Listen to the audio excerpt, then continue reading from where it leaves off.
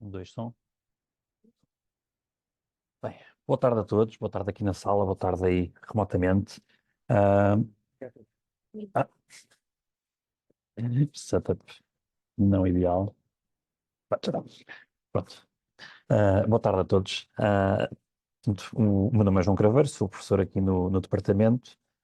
Atualmente leciono as disciplinas de sistemas operativos no primeiro semestre e de redes de computadores no segundo e também tenho trabalhado em empresas tecnológicas como atualmente gestor de produtos, anteriormente como engenheiro de software e anteriormente em investigação, e portanto um tema em que já tenho trabalhado em várias competências é o tema da autorização, nomeadamente da norma OAuth para delegação de acesso.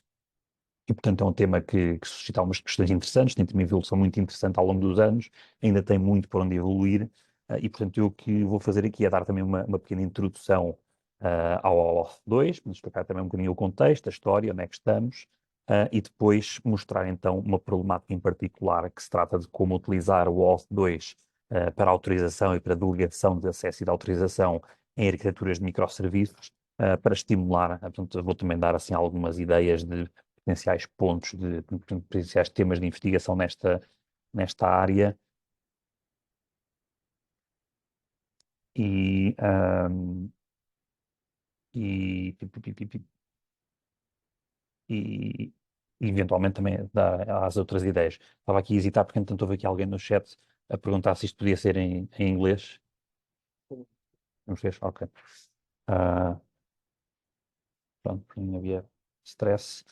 Então, pronto, como contexto para este tema, trazer aqui um site que é bastante conhecido do público em geral, o Twitter, atualmente conhecido como X, e que quase, se calhar, são capazes de não o reconhecer nessa imagem, mas isso é o Twitter, algures nos seus primórdios. E, portanto, ele foi lançado inicialmente em 2006, com uma interface muito básica, como podem ver, mas tornou-se, na altura, foi um bocado disruptivo e bastante novidade este tema que na altura chamava-se microblogging. Agora já ninguém fala no Twitter nesses termos, mas era o conceito que na altura o Twitter introduziu, ou pelo menos popularizou, tornou-se muito popular, apesar de ter uma interface bastante básica, então rapidamente apareceu o interesse em criar aplicações que ou fornecessem funcionalidades adicionais ou fornecessem as funcionalidades básicas do Twitter, como de publicar, ler, etc., mas de uma forma mais user-friendly. Portanto, o interesse foi tanto que logo em setembro foi lançada a primeira versão da API, da API pública do Twitter. Problema, isto aparece em Liga da Perfeição e nesta primeira versão da API os pedidos eram autenticados com autenticação básica, ou seja, cada pedido da API no cabeçalho levava o username e a password concatenados e codificados em base 64, o que não é nada boa ideia.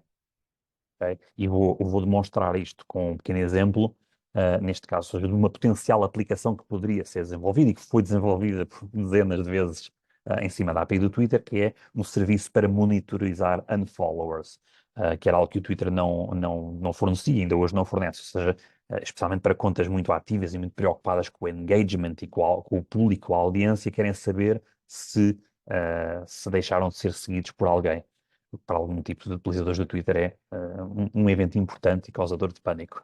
E, portanto, isto foi um serviço que foi muito popular, ou seja, houve muitas opções deste tipo de serviço a aparecer, e, portanto, é fácil depois aparecer alguma que não tenha as melhores intenções e que se queira aproveitar da popularidade do problema para, na realidade, além de uma solução, ter aqui um cavalo de Troia para fazer coisas menos boas. E, portanto, em conceito, isto é uma coisa porreira. É um serviço que vai ligar-se à API do Twitter, periodicamente vai obter a lista de followers daquela pessoa, compara com a última lista que este serviço tinha guardada para ver quem é que desapareceu e alerta a pessoa a dizer: Olha, o Zé Manel deixou de seguir no Twitter. Só que, como vimos, a API para autenticar os pedidos precisa de codificar o username e password, e então este serviço precisa de que lhes deem e que guardem o username e password do utilizador do Twitter.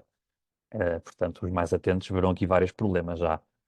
Um é que estas credenciais podem ser comprometidas, portanto, pode haver este serviço, não sabemos quais são as garantias de segurança, como é que trata o acesso aos seus servidores e etc. E, portanto, pode haver um leak das credenciais que lá estão, ou inclusive pode o próprio promotor do serviço ser ele próprio malicioso e querer fazer coisas menos bonitas com as credenciais a que vai ter acesso, especialmente tendo em conta o problema, se virmos que são utilizadores que se preocupam com os followers, se calhar também podem ser utilizadores que têm muitos followers, portanto pode ser muito interessante tentar cativar, ter as credenciais destas contas para fazer coisas como aceder a outros serviços da API, porque com estas credenciais dá para aceder a tudo que a API do Twitter forneça, por exemplo, ler mensagens privadas, com o username e password podem simplesmente pegar nelas, fazer login na web, alterar a password e roubar a conta. Lá está, se for uma conta com muitos seguidores, isto pode ser algo muito apelativo. Ahm, outro problema que temos aqui é que se eu, a determinada altura, quiser quebrar a minha ligação com este serviço, não quero mais ah, que eles tenham acesso à minha conta para monitorizar os meus unfollowers, na realidade, para eu garantir que não podem mais aceder à minha conta, tenho de alterar a password. É mesmo que eu diga, já não quero mais, tirem a password, a única garantia que eu tenho de que eles efetivamente apagam os dados e que não podem ser utilizados para fins nefastos posteriormente, é alterar a minha password. E, portanto, é nesse contexto que aparece o OAuth, é neste contexto histórico que aparece o OAuth. Portanto, as equipas de engenharia do Twitter foram uns dos grandes players em criar e fazer evoluir e lançar a primeira versão do OAuth. Não foi uma coisa simples.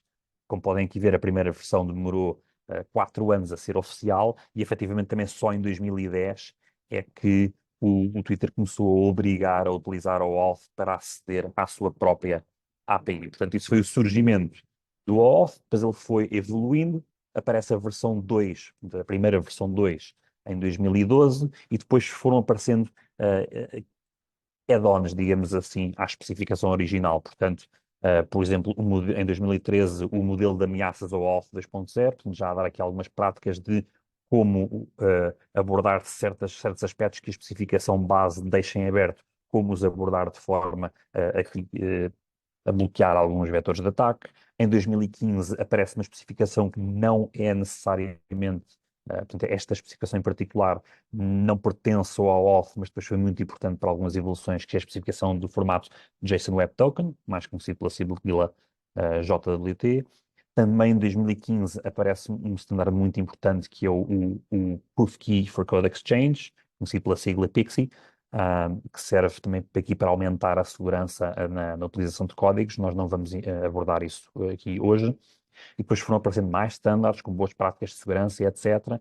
E desde 2020 tem estado a ser criada, ainda está em draft, ainda não foi adotada oficialmente, a versão 2.1 do OAuth, que ao fim e ao cabo não visa ser uma grande nova versão, daí não ser provavelmente o OAuth 3, mas sim o 2.1, e é acima de tudo uma consolidação das várias coisas que foram aparecendo noutras normas e que faz sentido incorporar como práticas core e não serem apenas coisas que depois aparecem em outras especificações, e também fazer a deprecação ou desaconselhamento de algumas coisas que faziam parte da norma, da norma core original, portanto o RFC 6749, e que se foi vendo que ou já não interessavam ou que eram efetivamente más práticas que interessava deixar de aconselhar.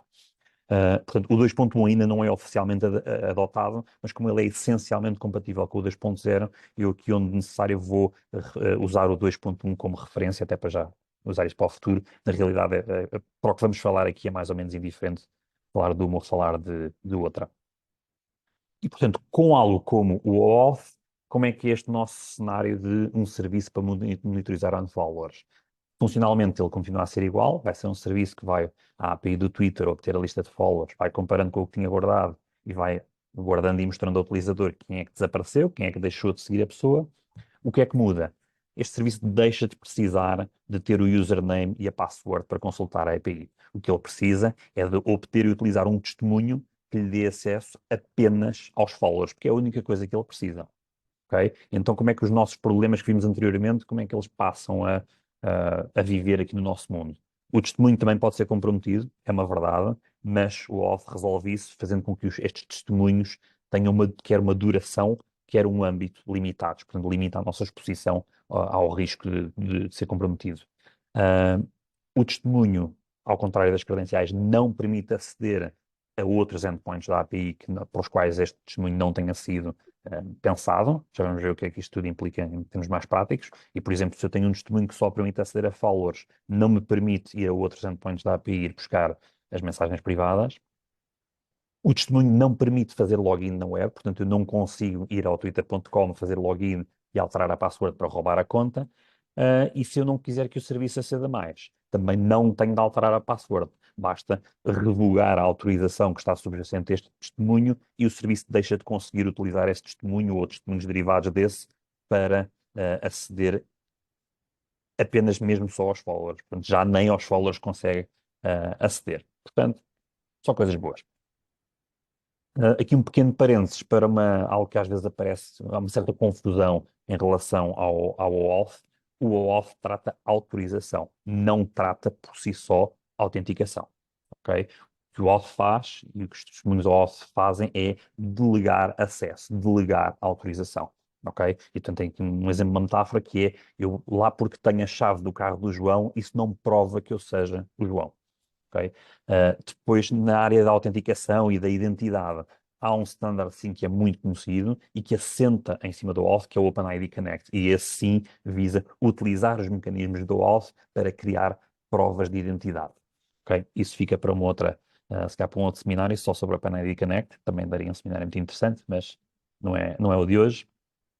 E, portanto, de forma abstrata, como é que é o fluxo do OAuth 2, e neste caso como é que ele é definido no OAuth 2.1. De forma abstrata tem 3 ciclos, ok? E tem aqui roles muito bem definidas.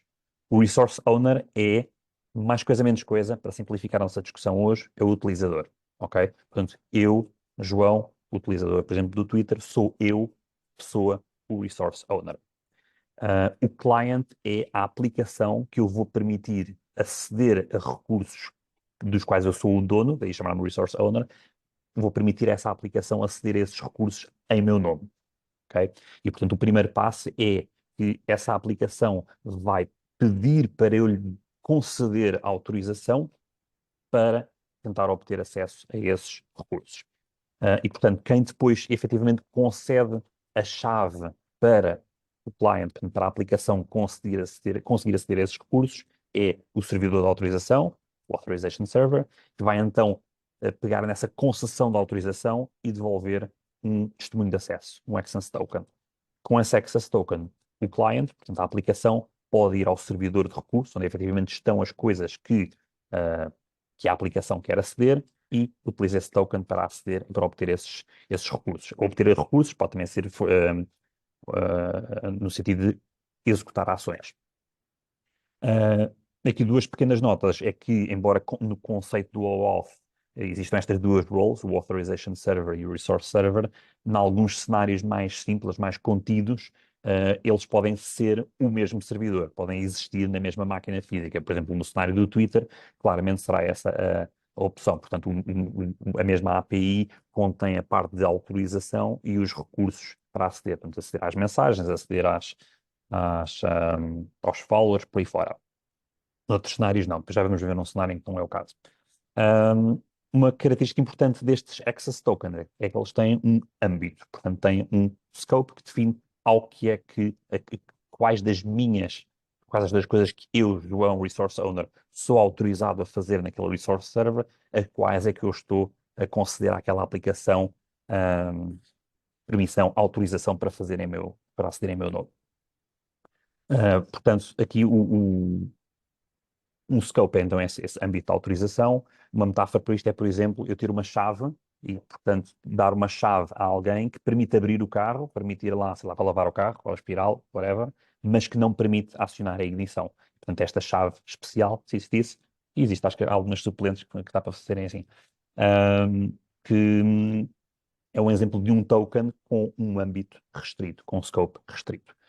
Outra misconception, portanto, às vezes uma falácia sobre scopes na utilização do OAuth, e isto vê-se inclusivamente em empresas grandes, é uma grande confusão entre o que é um scope e o que é uma permissão. Scopes e permissões são coisas separadas, ok? E, portanto, o resultado da operação, se eu chamar uma API e fizer uma operação com um Resource Token, ah, o resultado dessa operação vai depender da combinação entre o scope e as permissões, ok? Portanto, o scope é qual é que é o âmbito, qual é que é a latitude de ação que eu permito a quem tenha aquele token, e, por outro lado, é o que é que eu, de raiz, tenho como permissão de base, ok? É a interseção destas duas coisas. E que outra metáfora para explicar esta diferença é, por exemplo, um cheque de 500 euros. Acho que ainda estamos numa fase em que a audiência desta apresentação ainda sabe o que é um cheque. Se calhar, se eu fizer esta apresentação daqui a uns anos, já vai ser complicado usar esta metáfora. Portanto, tenho um cheque de 500 euros e, portanto, o cheque é, ao fim e ao cabo, um token com um scope de 500 euros. Ok? E é aqui que se vê a diferença da permissão, que é, se eu na minha conta só tiver 20 euros, isso é a permissão. Ou seja, mesmo que eu dê a alguém ou que passe e leve ao balcão um cheque de 500 euros, apesar do cheque ser um token com um scope de 500 euros, eu não tenho a permissão de tirar 500 euros de uma conta que não os tem, portanto, não vai acontecer. Ok? E vice-versa. Se a conta tiver 4.000 euros, portanto, eu tenho uma permissão muito grande, mas este token só permite o âmbito de 500 euros e, portanto, só vai dar para levantar 500 euros. Ah, o que é que este Access Token contém? Ou seja, que raio de coisa é que nos vai permitir então ter acesso? Ele pode ser de duas formas. Uma é ser uma referência, o Access Token ser apenas um ID, ok? Ser um identificador de uma chave e que permite com essa referência ir, neste caso, ao servidor de autorização, Authorization Server, confirmar, ok, para este ID, o que é que este token dá acesso, é válido, etc. Portanto, é sempre preciso ir ao Authorization Server, validá-lo, e há uma norma para como é que o Authorization Server deve fornecer mecanismos para isto. E pode também ser, e é nesse formato que vamos focar hoje, um token autocontido. Ou seja, o token tem em si toda a informação necessária para validar a operação a que estamos a tentar aceder com esse token. E o formato mais comum para este token autocontido é o JSON Web Token, de que falámos, e há então uma norma própria para o que é que um token deve ter, para o que é que um JWT deve ter e como é que deve ser utilizado para access tokens de ao auth. Portanto, vamos focar nesse formato quando for relevante. Agora, dando um pequeno passo atrás, que é como é que obtemos um access token. Okay? Há dois fluxos, ok?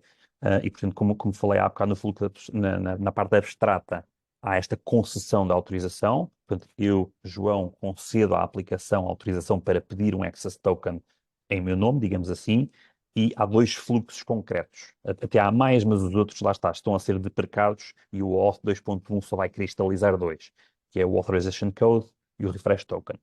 Vamos focar no primeiro, aqui com uma pergunta, que é como é que realmente sabemos, nomeadamente como é que o Authorization Server vai saber que fui efetivamente eu que concedi a autorização àquele client para ir pedir um Access Token em meu nome.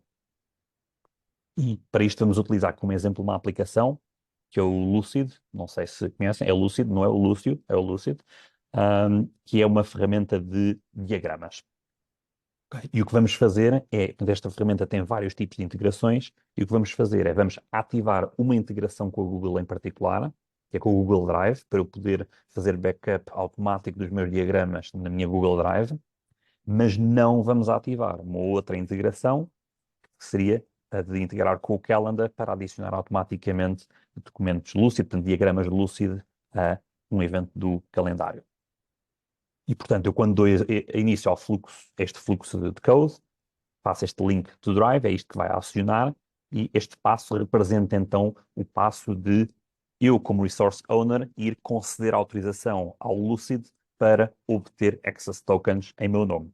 Okay? E a forma como é garantido como é que podemos garantir que fui efetivamente eu, João, que dei a autorização a este client para ir pedir tokens em meu nome, é utilizar o próprio Authorization Server como intermediário do primeiro passo, daquele passo de concessão.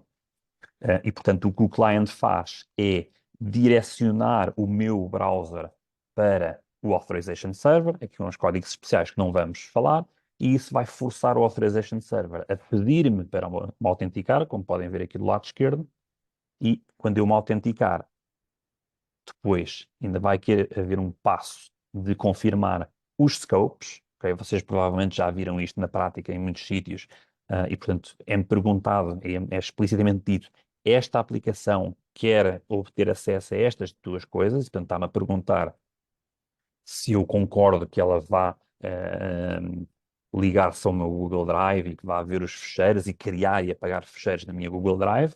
Eu digo que sim, e isso vai fazer com que o Authorization Server, então, dê um Authorization Code ao client, vai devolver ao client um Authorization Code. Não vamos aqui falar como exatamente é que tecnicamente isso funciona, e isso permite ao client, então, ir ao Authorization Server, obter um Access Token que lhe permite, então, depois fazer pedidos à API, neste caso do Google Drive, para, por exemplo, criar uma pasta para guardar backups de diagramas. Ok? E, portanto, depois destes passos aqui, portanto, obtivemos o token, ele vai à API do Google Drive e obtém, lista pastas, cria pastas, tudo isso, porreiro. Mas se ele pegar no mesmo Access Token e tentar ir à API do Google Calendar, buscar eventos para lá pôr documentos, não consegue. Ok? Mas como? Como é que isto acontece? Já vimos que isto era suposto acontecer, mas como? Acontece porque o token, então, é um JWT, um JSON Web Token, tem três componentes, não vamos falar muito em detalhe das componentes, das partes técnicas. A parte, se calhar, mais importante é que este token, portanto, as componentes técnicas fazem com que seja possível validá-lo totalmente no âmbito do Resource Server, ok? Vai poder validar a assinatura, validar que é um token válido, tudo isso, sem precisar de estar a consultar o Authorization Server no momento. E a parte mais importante é que um token representa um conjunto de claims. Portanto, o token declara certas coisas. Em particular, no caso do OAuth. Portanto, a tal norma que eu falei define como é que deve ser criado e o que é que deve conter um JWT para servir como Access Token de OAuth. Ele define que devem existir estas claims, uma que a ISS é o issuer, portanto, qual é que foi o authorization server que emitiu este token, qual é que é o subject, portanto, qual é que é o utilizador que este access token representa, de certa forma, ou seja, qual é que é o resource owner dos recursos que vamos tentar aceder, ok? Mais uma vez, isto não vai provar que quem está a utilizar este access token é esta pessoa. É a audiência, ou seja, qual é que foi o resource server para o qual foi a intenção de gerar este token. Tem uma expiração, tem quando é que foi emitido, e aqui eu já te digo, agora não vale a pena estar a falar. Tem o Client ID, portanto, o identificador da aplicação para o qual este token foi emitido, portanto, aqui há de ser um identificador, neste caso, do Lucid, e, portanto, esta parte são claims que são definidas na norma do JWT e que são consideradas por este profile para OAuth obrigatórias, e depois, especificamente do OAuth, é definida esta claim scope, que já expliquei o que é, portanto, vai ser o âmbito de aplicação deste token. Portanto, este profile define estas claims e define como é que um resource um, server deve validar um access token. Portanto, tem de fazer aqui uma série de passos e, portanto, depois de estas validações obrigatórias, se houver uma claim de scope, então o resource server deve utilizá-la para validar a tentativa de acesso. Curiosamente, não define como. E agora, por um instante, vamos saltar. Por um instante, não. Agora, pelos próximos minutos, estou bem de tempo. Vamos então saltar para a parte da problemática que queremos introduzir aqui, que é como é que levamos isto para arquiteturas de microserviços. Um exemplo muito simples de uma arquitetura de microserviços, vamos usar aqui um exemplo de e-commerce, e aqui, para estabelecer a diferença, vamos ver a opção alternativa, que seria um monólito, e termos uma aplicação de e-commerce, por exemplo, uma app mobile de um marketplace qualquer, e que se liga a uma API que dá acesso a todo um servidor com toda a lógica de negócio lá dentro. Toda a parte da autenticação, do catálogo de produtos, do carrinho, das encomendas, dos meios de pagamento, tudo isto numa só máquina. E até pode não ser uma máquina física, mas conceptualmente ser só um servidor. E depois temos aqui uma opção alternativa, uma arquitetura de microserviços, em que dividimos a lógica de negócio ah, deste marketplace ou deste site de e-commerce em vários microserviços. E, portanto, a API que a aplicação usa fornece operações, mas apenas tem apenas faz a orquestração da lógica de negócio, mas depois o core da lógica de negócio vai estar distribuída nestes microserviços. E, portanto, vai haver um servidor separado que tem uma API própria interna que trata da parte da autenticação, um outro onde está um catálogo, um outro onde estão os meios de pagamento, cada um com as suas bases de dados, por aí fora. E, portanto, não vou aqui detalhar muitas vantagens ou desvantagens desta arquitetura, não é bem esse o âmbito deste seminário. Mas como podem ver, depois vamos ter bases de dados separadas, os produtos do catálogo vão estar num sítio, as encomendas vão estar noutro, por aí fora. E como é que fazemos para fazer algo como, por exemplo, um one-click checkout? Okay? Portanto, na aplicação, fazer aquele estilo, aquela coisa que a Amazon inventou para nos fazer comprar coisas de impulso sem pensar e só pensarmos tarde demais, e é carregar num botão e a encomenda acontece. Okay? Vemos um produto, one-click checkout, faz a encomenda, carrinho, pumba, e paga e começa a enviar. Okay? Se tivermos então esta operação disponibilizada na API do orquestrador para a app invocar, o orquestrador, por um lado, tem de validar que o token enviado pela aplicação é válido para esta operação. E, portanto, este token vai precisar de ter âmbito para fazer várias coisas. Ele tem de permitir ver o carrinho, obter meios de pagamento, colocar a encomenda, por aí fora. Mas, por outro lado, depois, na realidade, cada passo desta operação é satisfeito por um microserviço diferente. Okay? Vamos ter de ir buscar o preço ao catálogo, vamos ter de obter o meio de pagamento e se calhar até enviar, submeter o próprio pagamento num outro servidor, colocar em encomenda, vai ter de haver aqui alguma orquestração, mas portanto, cada um destes serviços é que vai ter esses passos que correspondem a diferentes segmentos da lógica de negócio. Por outro lado, então, cada um destes microserviços também deve validar que o token que recebe com o pedido feito a esse microserviço em particular, que ele é válido para essa operação micro. Portanto, que aquele token permite obter produtos, que aquele token permite obter meios de pagamento, que permite colocar uma encomenda em nome daquela pessoa, por aí fora. E, portanto, fica aqui a questão no ar, eu já vou tirá-la do ar dentro de um minuto, que é, então, que token é que o orquestrador vai utilizar? Portanto, ele recebeu um token, como é que ele vai autenticar os pedidos às várias APIs dos vários microserviços? E há duas abordagens, ou duas categorias de abordagem em particular. Uma chamada Token Relay e outra chamada Token Exchange. Token Relay é o orquestrador, o token que recebe da aplicação é aquele que vai passar para cada microserviço. O que nos levanta alguns problemas. Como é que isto joga com a validação que vimos que era obrigatória fazer do token que vem? Okay? Ou seja, de qual é que foi o Authorization Server que emitiu, qual é que é a audiência do token, a audiência pretendida para aquele token e por aí fora. Por outro lado, se simplesmente passarmos o token, estamos a passar, e se esse token der para fazer as operações todas, portanto, se o nosso mecanismo for token relay, é esperado que este token dê para fazer todos estes passinhos, então estamos a dar ao serviço catálogo um token que é válido para operações em outros serviços. Será que podemos confiar? Será que isto é seguro andar aqui a passear um token que permite fazer operações em vários serviços? E o outro problema é quem é que disse que os microserviços usam todos o auth? Okay? Podemos ter aqui a necessidade de aceder a serviços que não são autenticados por OAuth e não podemos usar o mesmo token. Então, outra opção que temos para estes problemas é a chamada Token Exchange, que é o orquestrador o que faz é, depois de validar que tem um token válido para aquela operação macro, então trocar esse token por tokens específicos para cada microserviço ajusando. Problemas disto: latência e desempenho e complexidade de gestão. Portanto, temos aqui vantagens e desvantagens. Quais é que são então as questões de pesquisa, os temas em abertos que pode haver aqui muito pano para mangas e muito interesse, temas muito interessantes para explorar nesta área então. Primeiro ponto, implicações de segurança. Portanto, quais é que são as nuances de cada uma destas abordagens na manutenção dos critérios de segurança, portanto, confidencialidade, integridade e disponibilidade, quer dos tokens, quer dos recursos protegidos, e, portanto, como é que cada uma destas abordagens pode ser utilizada para minimizar potenciais vetores de ataque. Por outro lado, a parte da arquitetura, desempenho e escalabilidade, portanto, quais é que são as implicações do desempenho de cada uma destas abordagens, nomeadamente em arquiteturas de microserviços com alto tráfego. Em terceiro lugar, há aqui a área da interoperabilidade e da standardização.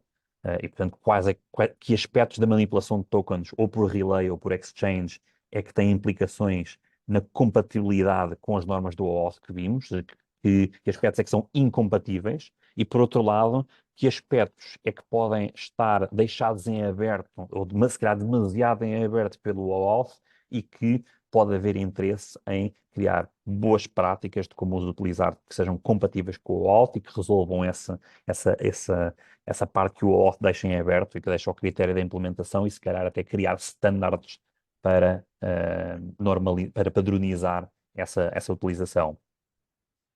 E finalmente, se calhar numa área que toca mais na parte da engenharia de software, que é a usabilidade e experiência do programador, ou seja, como é que cada uma destas abordagens afeta a experiência do programador, quão fácil é implementar e depurar, podemos fazer debug e manutenção a cada uma destas abordagens, e qual é que é o panorama em termos de disponibilidade de bibliotecas e ferramentas e documentação para apoiar o processo de desenvolvimento, e lá está, tornar mais fácil utilizar cada uma destas abordagens em cenários reais. E, inclusive, este é um tema que também pode colar bastante com o anterior, com o da interoperabilidade e padronização, que é criar, não só criar standards, mas depois também criar bibliotecas que facilitam a implementação desses standards em cenários reais de utilização do auth em arquiteturas de microserviços.